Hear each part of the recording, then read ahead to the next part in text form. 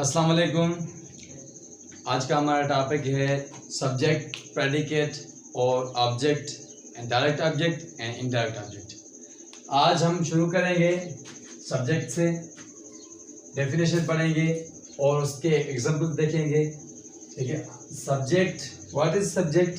Subject इसको कहते हैं person or thing we are speaking about, यानी कोई भी शख्स हो या कोई भी चीज हो जिसके बारे में हम बात कर रहे हो, जिसके बारे में हम बात कर रहे हो उसको सब्जेक्ट कहा जाता है।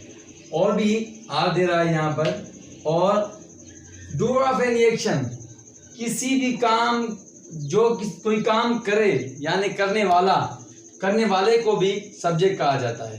कैसे? एग्जांपल देखते हैं। दे फाट विथ हिम, यानी वो इससे लड़े, यानी अब हम यहां पर क्वेश्चन करेंगे हु फाट विथ हिम, तो आंसर क्या दे रहा है? दे, यानी सब्जेक्ट हमारा कौन सा हुआ? दे। The famous Pakistani singer Atif Aslam is singing. Who is singing?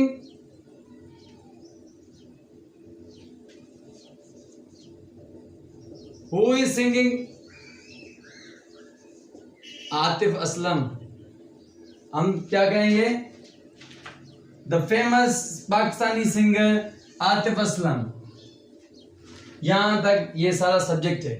ठीक है, और Imran Khan address to nation, Imran Khan ने कौम को खिताब किया। हम कहेंगे, अगर हमें सब्जेक्ट यहाँ ढूंढना है कि सब्जेक्ट कौन सा है, तो हम हु का इस्तेमाल करेंगे। हु एड्रेस टू नेशन, कौन बता रहा है यहाँ? इमरान खान। अगर हम सब्जेक्ट को सेंटेंस में ढूंढना चाहेंगे तो हम ऐसे ही इसको हु देकर और बकाया सेंटेंस को यूज करेंगे। एड्रेस टू नेशन, फाट with him and is singing. Subject किसको कहते हैं? जिसके बारे में हम बात कर रहे हो या करने वाला हो।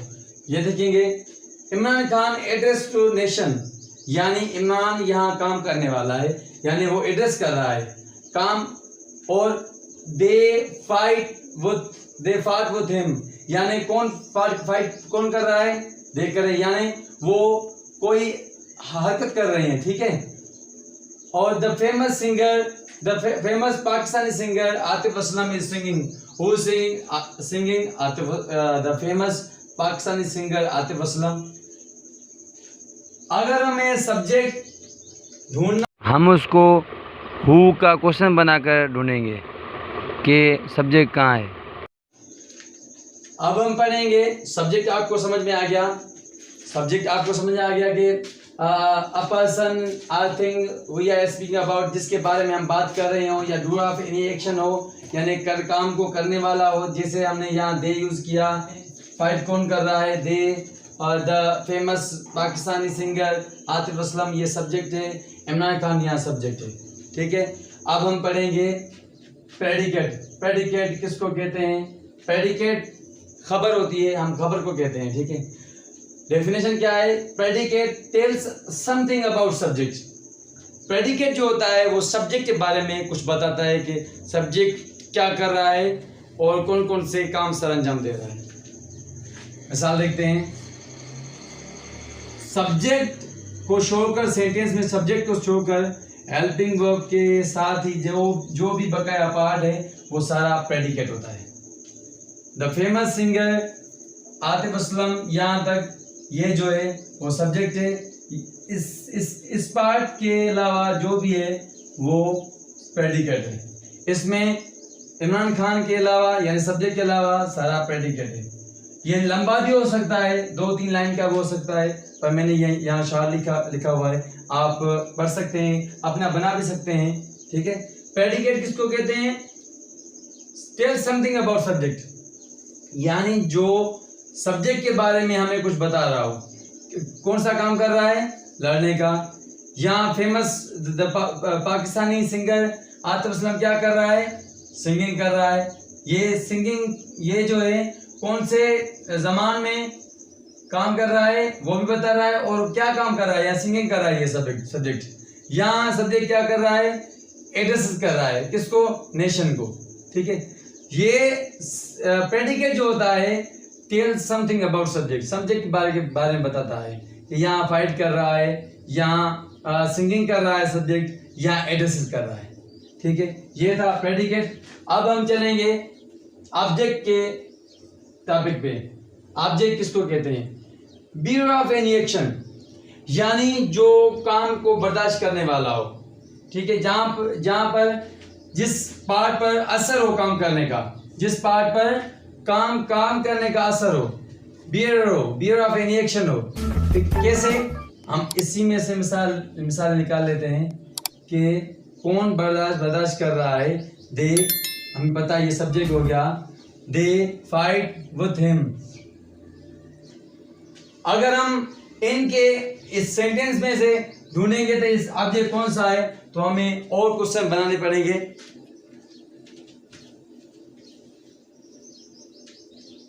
सब्जेक्ट ढूंढने के लिए हम हु का इस्तेमाल किया, लेकिन ऑब्जेक्ट ढूंढने के लिए हम हुम का इस्तेमाल करेंगे।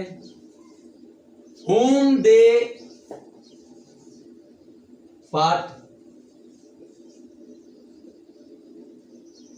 वो किससे लड़े? वो थे। अगर यहां कोई भी नाउन हो, असलम हो, हुम दे फाट, वो असलम, वो असलम से लड़े। Imran Khan address to nation, हुम इमरान खान